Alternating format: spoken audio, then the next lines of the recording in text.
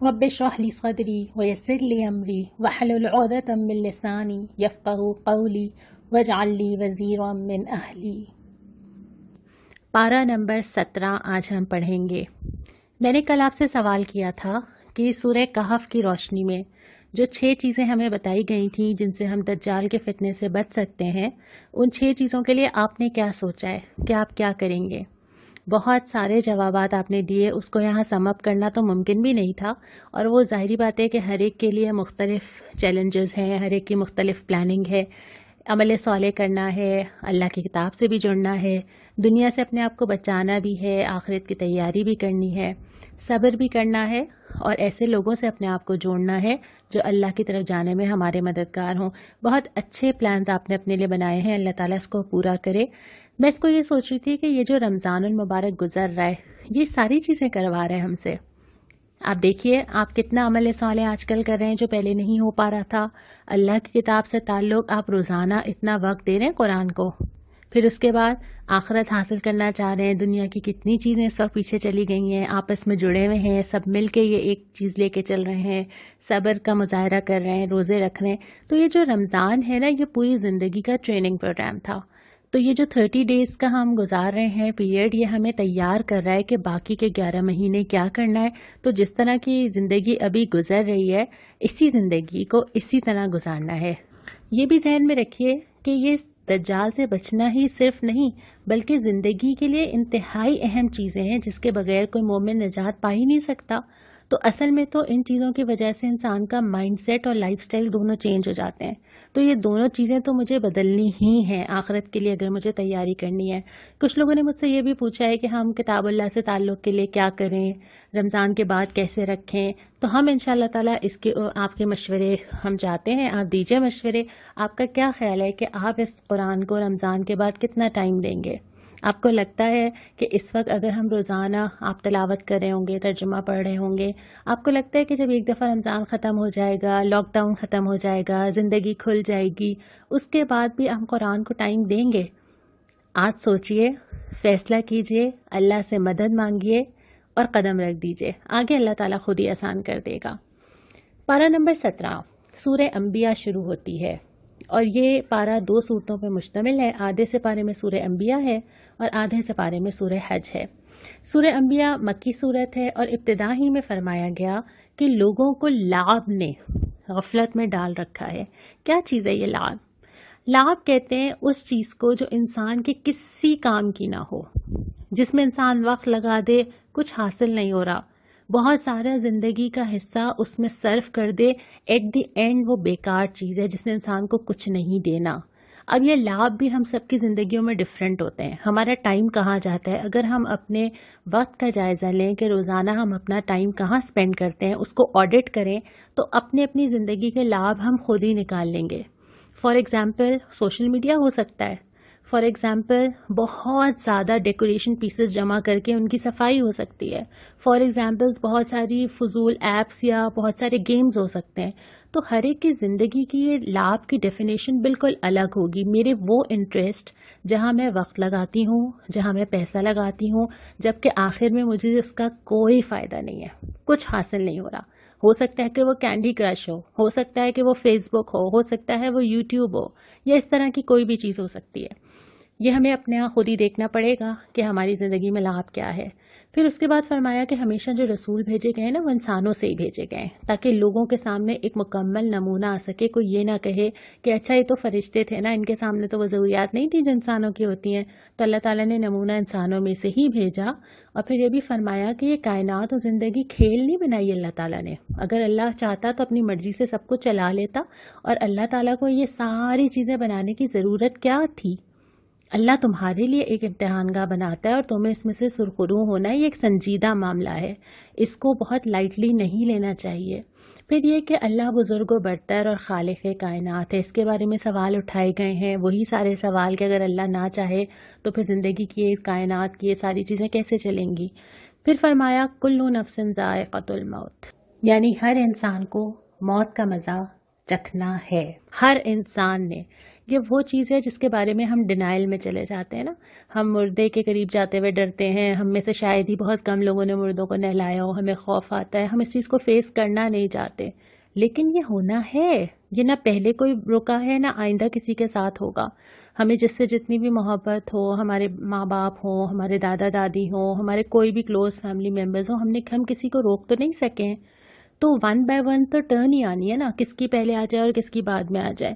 تو یہ تو ممکن ہی نہیں ہے کہ انسان اس سے بھاگ سکے. اس کے بعد ایک چیز اللہ تعالیٰ نے پوچھی تھی جو کہ مجھے بھی بہت محسوس ہوئی اور شاید آپ کو بھی, کہ اگر اللہ تمہارے لیے زمین کو تنگ کر دے, تم دیکھتے نہیں ہو کہ اللہ زمین کو تنگ کرتا چلا جا رہا ہے. یہ زمین کا تنگ کرنا کیا ہوتا ہے؟ گھروں میں موجود ہے, نکل ہی نہیں سکتے. پارکس موجود ہیں, نہیں جا سکتے. مالز موجود ہیں, نہیں جا سکتے. ملک سے باہر جانا چاہتے ہیں, نہیں جا سکتے. چھٹیاں آ رہی ہیں, گھومنے نہیں جا سکتے. فیملیز ڈیوائیڈ ہوئی ہوئی ہیں, آپس میں مل نہیں سکتی.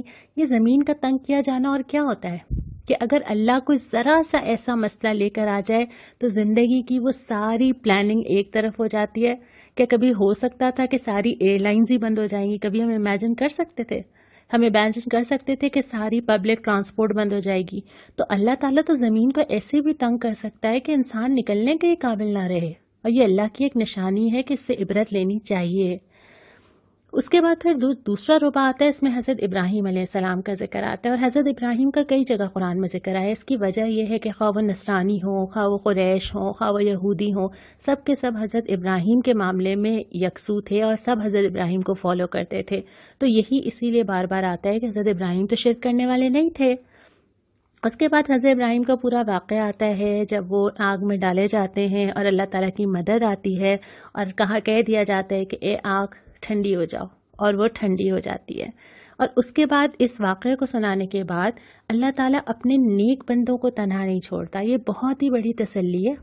اس کو ذرا محسوس کیجئے. اللہ تعالیٰ وعدہ کرتا ہے کہ جو میرے نیک بندے ہوں گے نا, اللہ تعالیٰ کہیں نہ کہیں سے ان کے اسباب نکالے گا, ان کے لیے آسانی کرے گا, ان کے لیے چیزوں کو مشکل ہونے سے اور بچا لے گا. اور یہاں بہت سارے نبیوں کا ذکر کیا ہے جو کہ میں وقت کی کمی کی وجہ سے پورا نہیں رکھ رہی ہوں. ذکر تھا کہ ہم نے لوط کو بچا لیا عذاب سے, ہم نے نوح اور اس کے ساتھیوں کو بچا لیا عذاب سے, ہم نے سلیمان کی رہنمائی کی, ہم نے داؤد کو سکھایا, ہم نے سلیمان کے لیے چیزوں کو مسخر کیا, ہم نے ایوب کی تکلیف دوری کی. اسی طرح ہم نے اسماعیل, ذوالکفل, ہم نے حضرت یونس کو غم سے نجات دی, حضرت زکریا کی دعا قبول کی, حضرت مریم کو نشانی دی علیہم السلام. یہ سارے کے سارے نام گنوائے ہیں کہ اللہ تعالیٰ نے کبھی نہیں چھوڑا اپنے نیک بندوں کو, اور اللہ تعالیٰ آئندہ بھی نہیں چھوڑے گا, اور اللہ ان کو بچا بھی لے گا مشکلات اور تکلیف سے. اللہ پہ یقین, عمل صالح. اس کے بعد اللہ کے حوالے کر دینا ہوتا ہے کہ اللہ بس یہ معاملہ ہے اور آپ نے سنبھالنا ہے, اور اللہ تعالیٰ سنبھالتا ہے. پھر یہ بھی فرمایا کہ اللہ کسی مومن کی ناقدری نہیں کرے گا. یہ جو قدر ہوتی ہے نا, ہمیں لگتا ہے کہ دنیا میں تو لوگ ہماری قدر ہی نہیں کرتے. کیسا محسوس نہیں ہوتا؟ ہماری انٹینشن صحیح ہوتی ہیں, ہم کسی کے ساتھ برا نہیں کرنا چاہتے, ہم کسی کے ساتھ زیادتی نہیں کرتے, ہم سب اپنے دل میں یہی فیل کرتے ہیں, اور ہمیں لگتا ہے کہ ہمیں لوگوں نے شاید نہیں سمجھا. اور کبھی ہمارے دل میں یہ تکلیف ہوتی ہے کہ لوگوں کو اندازہ نہیں ہے اور لوگ مجھے کیا کیا سمجھ رہے ہیں. اور کبھی کبھی آپ کے دل میں یہ بہت دکھ ہوتا ہے کہ لوگ میری قدر نہیں کر رہے. اللہ تعالیٰ فرماتا ہے اللہ کسی کی ناقدری نہیں کرے گا. جس نے کبھی کوئی چھوٹی سی نیکی بھی کی ہوگی نا اللہ کے لیے, نہ اللہ اس کو بھولے گا, نہ ایسا ہوگا کہ اللہ اس کو نکال کے نہ لائے. وہ تو یہ بھی فرماتا ہے کہ ایک کانٹا بھی چپ جائے گا نا, اس کے بدلے بھی ثواب لکھا جائے گا. کوئی چیز گم جائے گی تو وہ جتنی دیر میں مومن تلاش کر رہا ہوگا نا, اس کو جو وقتی سی ایک گھبراہٹ یا وقتی سا ایک سٹریس ہوگا, اللہ تعالیٰ اس کے بدلے بھی ثواب لکھے گا. تو اللہ تعالیٰ ناقدری کرنے والا نہیں ہے. انسان ہیں جو اللہ تعالیٰ کی ناقدری کر جاتے ہیں. تو ان چھوٹی نیکیوں کو بھی بہت اہم سمجھنا چاہیے. اس کے ساتھ ساتھ اللہ پہ یقین ہونا چاہیے کہ اگر میں نے کوئی معاملہ اپنی اچھی نیت کے ساتھ کیا ہے, خلوص دل کے ساتھ کیا ہے, تو مجھے اس بات کی کوئی پرواہ نہیں ہے کہ کوئی اور قدر کرتا ہے یا نہیں کرتا, جب تک کہ اللہ قدر کرنے والا ہے. جب آپ کو یہ یقین ہو جاتا ہے نا, پھر آپ کی ایکسپیکٹیشنز ہی نہیں ہوتی لوگوں سے. پھر آپ کو یہ نہیں ہوتا کہ اچھا میں نے کیا تو کسی نے میرے ساتھ کیا کیا, میرے بارے میں کوئی کیا سوچتا ہے, میرا امپریشن کیا ہے, کوئی میرا کیا امیج سمجھتا ہے. ان ساری چیزوں سے آپ بے پرواہ ہو جاتے ہیں, کیونکہ آپ کو پتہ ہوتا ہے کہ آپ جو چیز اچھی کر رہے ہیں اب اللہ تعالیٰ کے پاس رجسٹر کروا رہے ہیں. لوگوں کے پاس رجسٹر نہ ہوئی ہے نہ ہوتی ہے. اس کے بعد پھر فرمایا کہ قیامت کے دن سب کے سب اللہ کے سامنے پیش ہو جائیں گے, ہر چیز لے کر, اپنا اعمال نامہ لے کر خدا کے حضور پیش ہوں گے، سارے جواب دیں گے، ایک ایک چیز نکالی جائے گی، پوچھا جائے گا آ گئے، اور وہ کہیں گے کہ ہاں ہم آ گئے۔ پھر نبی کریم صلی اللہ علیہ وسلم کی بعثت کو اللہ کی نعمت قرار دیا گیا ہے کہ اللہ نے تمہارے اوپر بہت بڑا احسان کیا ہے کہ اللہ کا نبی بھیجا ہے تو تمہیں ہر چیز سکھا گیا، ہر چیز کی تعلیم دے دی۔ کوئی حکم نہیں ہے جو ہمیں نہ پتا ہو، اٹھنا کیسے، بیٹھنا کیسے، معاملات کیسے، گھروں کے اندر کیسے، باہر کیسے، ہر چیز نمونہ جو ہے وہ حضرت نبی صلی اللہ علیہ وسلم کی شکل میں موجود ہے۔ اس کے بعد پھر یہاں پہ یہ صورت تو مکمل ہوئی، اور جو تیسرا ربع ہے اس میں سورہ حج شروع ہوتی ہے۔ سورہ حج مدنی صورت ہے اور آغاز ہوتا ہے قیامت کے دن سے، کہ اتنا وہ خوفناک دن ہوگا کہ جو عورت اپنے بچے کو دودھ پلاتی ہے وہ بچے سے غافل ہو جائے گی، یعنی کسی بھی انسان کے سب سے بے غرض رشتہ جو ہوتا ہے وہ اپنی اولاد کے ساتھ ہوتا ہے، تو وہ اولاد سے بے پرواہ ہو جائے گی، جو حاملہ ہوگی اس کا حمل گر جائے گا، اور بہت ہی خوفناک یہ چیز ہوگی۔ اور اس کے بعد پھر فرمایا کہ انسان کی تشکیل کے مرحلے کیا ہیں، اور یہ بعد میں پھر سائنس نے اس کو پروف کیا کہ جتنی چیزوں کا اس آیت میں ذکر آیا ہے اس میں سے ہر ایک کا جو ہے وہ 40 ڈیز کا جو ہے وہ ڈیوریشن ہے، جس میں انسان کی ڈیورنگ پریگننسی چینج آتا رہتا ہے، یعنی پہلے وہ بوند ہوتا ہے، پھر وہ خون میں چینج ہو جاتا ہے، پھر وہ لوتھڑے کی شکل بنتا ہے، پھر وہ بوٹی کی شکل بنتا ہے، اور کیسے سٹیپ بائی سٹیپ اللہ تعالیٰ ایک بوند سے ایک انسان بنا کر کھڑا کر دیتے ہیں۔ اس کے بعد فرمایا کہ جب اللہ تعالیٰ نے جان ایک دفعہ ڈال دی تو دوبارہ جان دینا، جان لینا اللہ تعالیٰ کے لیے تو کوئی مشکل نہیں ہے۔ وہ نیند کی حالت میں ہو روزانہ جان کا نکلنا اور جان کا واپس آنا، یا وہ مرنے کے بعد دوبارہ ہو، اللہ کے لیے کوئی مشکل نہیں ہے۔ اور ایک اور چیز بھی یہاں پہ فرمائی تھی کہ انسان ایک بدترین عمر تک پہنچ جاتا ہے کہ سب کچھ جاننے کے بعد کچھ نہ جانے۔ ایک سٹیج ایسی آتی ہے جس میں اس کو لگتا ہے کہ بس مجھے سب پتہ ہے، جو پاور، جو سمجھ میرے پاس ہے بس یہی سب سے زیادہ ہے۔ پھر جب آپ مڈ لائف سے گزرتے ہیں تو آپ کو پتہ چل جاتا ہے کہ چیزیں آپ کے ہاتھ سے سلپ ہو رہی ہیں اور آپ ان کو روک نہیں پاتے۔ آپ کے ہاتھوں کے رنکلز ہوتے ہیں، آپ کی سکن کا ٹیکسچر چینج ہونا شروع ہو جاتا ہے، آپ کا جسم آپ کا ساتھ نہیں دیتا، آپ کو کھانے پینے میں پرابلمز ہونے لگتے ہیں، تو پھر آپ کو پتہ چلتا ہے کہ اچھا یہ طاقت نے ہمیشہ نہیں رہنا تھا، اور اب ہر آنے والا دن اس کو کم ہی کرے گا۔ اور پھر ایک سٹیج وہ جس کو خاص طور پہ قرآن نے کہا ہے کہ سب کچھ جاننے کے بعد بھی نہ جانے، سب کچھ جانتا ہے، ایک بچے سے شروع ہوتا ہے، نہ کھانا آتا ہے، نہ چلنا آتا ہے، نہ بولنا آتا ہے، سب جان لیتا ہے، پھر آہستہ آہستہ ڈکلائن کے ساتھ پھر انہی بزرگوں کی شکل میں ایک ضعیف شکل اختیار کرتا ہے، نہ بولنا جانتا ہے، نہ کھانا جانتا ہے، نہ بیٹھنا جانتا ہے نا۔ تو اللہ تعالیٰ کیسے انسان کو اس کی آنکھوں کے سامنے ہی دکھاتا ہے کہ وہ ایک طاقت تک پہنچتا ہے اور پھر کمزوری کی طرف سفر کرتا ہے۔ پھر فرمایا کہ لوگوں میں سے کوئی ایسا بھی ہے جو کنارے پہ رہ کے اللہ کی بندگی کرتا ہے۔ کنارہ کیا ہوتا ہے؟ کہ بس پرابلم نہ آئے کوئی، باقی سب ٹھیک ہے، مطلب میں بندگی اس وقت تک کروں جب تک مجھے کوئی مشکل نہ ہو، آسانی ملتی رہے، آسان احکام ہوں، کوئی زندگی میں تبدیلی نہ لانی پڑے، کوئی میرے اوپر کوئی آزمائش یا مشکل نہ آئے۔ تبصرہ یہ کیا ہے کہ اس کی دنیا بھی گئی اور آخرت بھی، دونوں میں سے ایک چیز آپ کو حاصل کرنی ہوتی ہے کمپلیٹلی، یا آپ دنیا کے لیے لگ جاتے ہیں یا آپ آخرت کے لیے لگ جاتے ہیں۔ اگر آپ دونوں چیزوں کو لے کے چلنا چاہیں، یہ پاسبل ہی نہیں ہے، یہ تو حدیثیں بھی بتاتی ہیں کہ یہ منافق کی کوشش ہوتی ہے کہ آخرت بھی مل جائے اور دنیا بھی مل جائے نا، تو دونوں میں سے ایک آپ کو پریورٹی بنانی ہوتی ہے، لیکن جو دونوں لینے کی کوشش کرے گا وہ دونوں کو ہی ڈبو دے گا۔ اس کے بعد پھر خطاب آتا ہے حضرت ابراہیم علیہ السلام کا، جب کعبے کی وہ دیواریں اٹھا رہے تھے تو اللہ تعالیٰ نے جو ہدایات دی تھیں کہ میرے گھر کو پاک رکھو، حج کرنے والوں کے لیے اذن دو، لوگ آئیں طواف کریں۔ اس کے بعد پھر فرمایا کہ شرک اور جھوٹی باتوں سے پرہیز کرو۔ یہ جو جھوٹ ہے نا، زبان سے نکلنے والے وہ الفاظ جو ہم نے پہلے بھی بات کی تھی کہ یہ کہاں کہاں تک دلوں کو خراب کرتے ہیں، خاندانوں کو خراب کرتے ہیں، معاشرے کو خراب کرتے ہیں۔ پھر فرمایا بشارت ہے ان کے لیے جو عاجزانہ روش اختیار کریں گے۔ یہاں پہ جو ورڈ یوز ہوا ہے نا وہ ہے مخبتین۔ مخبتین اس کو کہتے ہیں جو سرنڈر کر دے، چھوڑ دے، اپنے آپ کو حوالے کر دے، اپنی میں کو مٹا دے، اور اللہ کے لیے جو یہ کام کر لینا اس کے لیے بشارت ہے کہ جو اپنے آپ کو اللہ کے لیے سرنڈر کر دے اور اللہ تعالیٰ سے پوچھے۔ جب ہم قرآن اٹھاتے ہیں تو ایکچولی جو مطلوب ہوتا ہے وہ یہ ہوتا ہے کہ اب ہم سرنڈر کر کے اللہ تعالیٰ سے پوچھیں، جی مجھے بتائیے مجھے اب کیا کرنا ہے۔ ہم سب جو قرآن سن رہے ہیں ہم کس لیے سن رہے ہیں؟ کیا اس لیے کہ ہم ایک دفعہ سنیں گے اور نیکیاں کمائیں گے اور زندگی ویسی ہی چلتی رہے گی؟ نہیں، زندگی ویسی نہیں چلے گی۔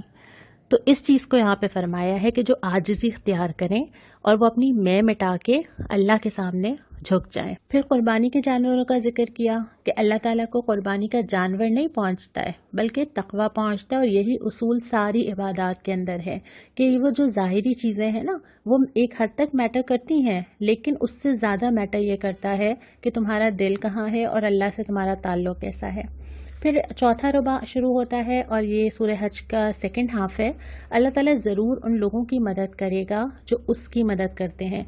अब अल्लाह ताला को तो ज़रूरत नहीं है कि हम अल्लाह ताला की मदद करें, अल्लाह किसी की मदद का मोहताज नहीं है, लेकिन फ़ौरन ही बता दिया कि अल्लाह ताला किन लोगों को कहता है जो अल्लाह की मदद करते हैं। जब जिन्हें ज़मीन में इक़्तिदार मिलता है, पावर मिलता है, तो वो क्या करते हैं? 4 चीज़ें हैं। नमाज कायम करते हैं, ज़कात अदा करते हैं, नेकी का हुक्म देते हैं, बुराई से रोकते हैं। यानी माशरे को नेकी पे गामज़न करने वाले लोग, जहाँ भी इनको इक़्तिदार मिले, ये घरों के अंदर मिले तो घरों के अंदर ये सिस्टम होगा, और अगर ये हुकूमत मिले तो वहाँ पे भी ये सिस्टम होगा। तो जो अल्लाह के दीन को गालिब करता है ना, जो अल्लाह के दीन के लिए कोशिश करता है, अल्लाह ताला उसको अपनी मदद करार देता है। उसके बाद फरमाया कि आंखें अंधी नहीं होती, दिल अंधे हो जाते हैं।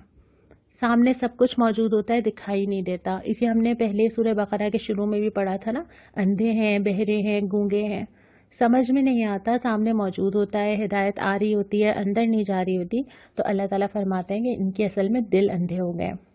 उसके बाद फरमाया कि अल्लाह ही हक है और बाकी जितनी चीज़ें हैं वो सब की सब बातिल हैं।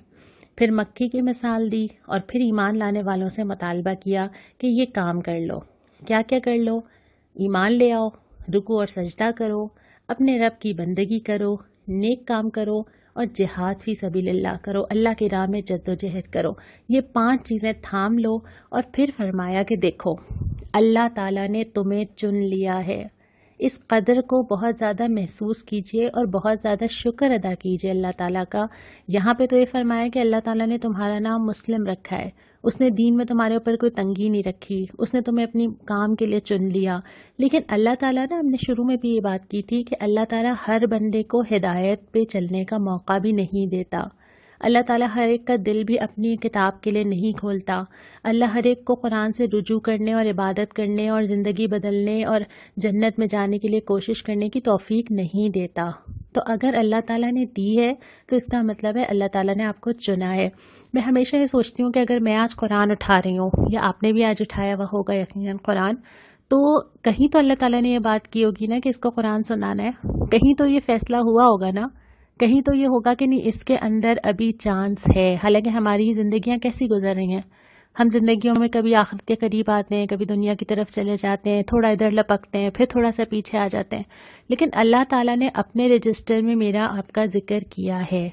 जब भी अल्लाह ताला ने ये मौका दिया है, अल्लाह का शुक्र अदा करनी चाहिए और डरना चाहिए इस बात से कि ऐसा ना हो कि मैं उन नाकदरों में से शुमार हूँ जिन्हें अल्लाह चुन के बिठाता है, अल्लाह अपनी किताब हाथ में देता है और फिर भी वो अल्लाह की तरफ रुजू नहीं करते। इस सूरत की आखिरी आयत भी यही है जहाँ पे लेसन ख़त्म होता है ना कि अल्लाह से वाबस्ता हो जाओ, बस अल्लाह से अपने आप को जोड़ के रखो। फ़निअमल मौला वनिअमन नसीर, कितना अच्छा है वो मौला और कितना अच्छा है वो मददगार, जो कभी मायूस नहीं करेगा, जो हमेशा मौजूद होगा, जो सहारा देगा, जो खड़ा रहेगा, जो दुख सुनेगा, जिसके सामने रो सकते हैं, जो मदद भी कर सकता है, जो ज़िंदगी भी बदल सकता है, जो आसानी भी दे सकता है। फ़न अमल मौला वन अमल नसीर। ये सिपारा यहाँ पे मुकम्मल हुआ और आज का जो सवाल है थोड़ा आसान भी है, थोड़ा मुश्किल भी है। सवाल यह है कि जो बिल्कुल शुरू में सूरह अंबिया में जिक्र आया था लाभ का, लाभ मतलब अननेसेसरी चीज़ें जो मेरी ज़िंदगी और मेरा वक्त ज़ाया करती हैं, वो कौन सी हैं? और ये मैं दूसरों के आपसे नहीं पूछ रही, मैं आपसे पूछ रही हूँ कि हमारी ज़िंदगी के कोई 2 चीज़ें मेंशन करें जो सबसे ज़्यादा आपकी ज़िंदगी में ऐसी हैं जो आपका वक्त ज़ाया कर रही हैं और जो आपको कुछ बदले में नहीं दे रही। ये मुझे लिस्ट करके भेजिए। उसके बाद जो दुआ आज आई थी सूरह अंबिया की आयत नंबर 83 में आई थी, ए अल्लाह मुझे बीमारी लग गई है और तू अरहमुर राहिमीन है। मैं जब यह लिख रही थी तो मुझे ख्याल आया था कि अगर मैं बीमारी को वबा से बदल दूं कि अल्लाह हमारे यहाँ वबा आ गई है, और दुआ क्या मांगनी है? तू अरहमुर राहिमीन है, तो सबसे बढ़कर रहम करने वाला है। अल्लाह ताला हमें अपनी रहमत के साए में ले ले, इस वबा से, इस बीमारियों से हमें महफूज रखे और आने वाला वक्त हमारे लिए आफियत का लाए। अस्सलामु अलैकुम व रहमतुल्लाह।